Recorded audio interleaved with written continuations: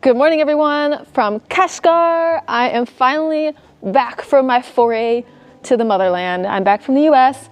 I'm here in my husband's hometown. And today I'm going to be sharing with you guys a week in my life here in rural Kashgar. From visiting friends and relatives to shopping at the market, from attempting to chat with my in-laws to experiencing winter in the village. Today's vlog has a little bit of everything. And wow, was it a long journey to get here. You guys might remember in the last two vlogs that while Aysanjan was in Kashgar getting his driver's license, I was on the east coast of the US, hanging out with my parents, celebrating Christmas, playing non-stop board games, and enjoying nature on our family road trip to Florida. Then I headed west to visit my relatives in San Francisco. We had amazing weather, saw so much beautiful scenery, and then I had a flight to eastern China and then a connecting flight to Urumqi. Aysanjan came all the way from Kashgar on an overnight train to pick me up at the airport in Urumqi like the romantic boy that he is.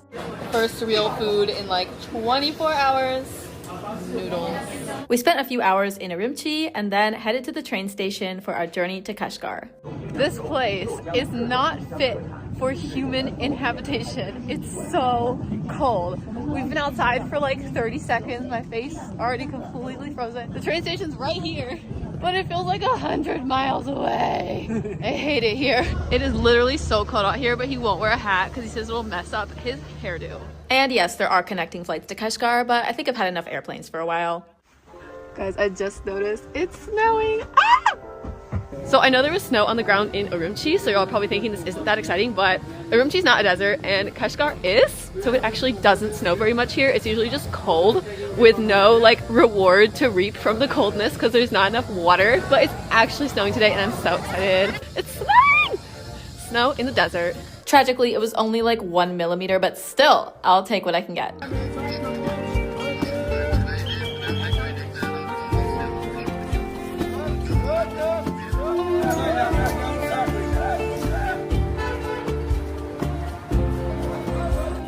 They weren't even ready for it. Like, come on, y'all, cover that thing up.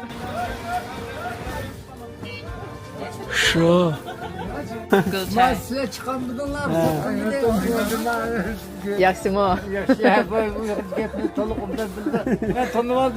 And finally, we arrived at Aysanjan's family's home in a village about an hour away from the city center of Kashgar.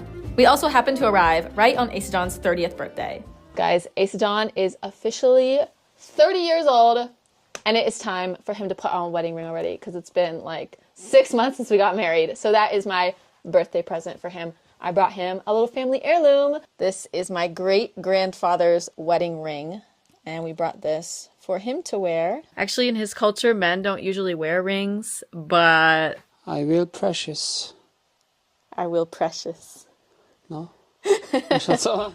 And if you're wondering about my wedding ring, we got one together a couple days later in Kashgar. I'm not really into gemstones. I just wanted a wedding band that matched his. Even though the color's different, they're a similar style. Anyway, back to Aysanjan's birthday. This present is from my cousin Sean, who is essentially Aysanjan's brother-in-law because I have no siblings. Trump? That's crazy. Sean's present for you. Do you like it? Yes.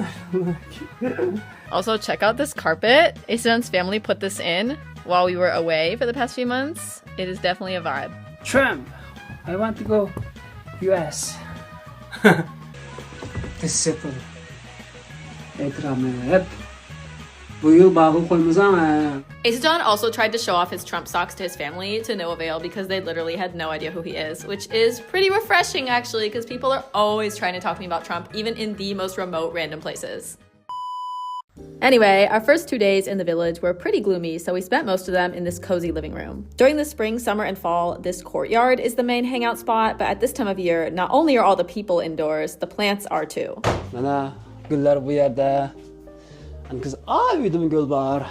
And during the winter, the fields are completely barren. There are no lizards and creatures to catch for snacks, so the cats just spend their day sleeping in front of the furnace.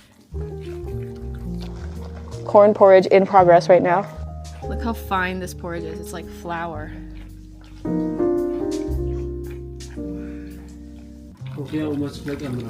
Amrak.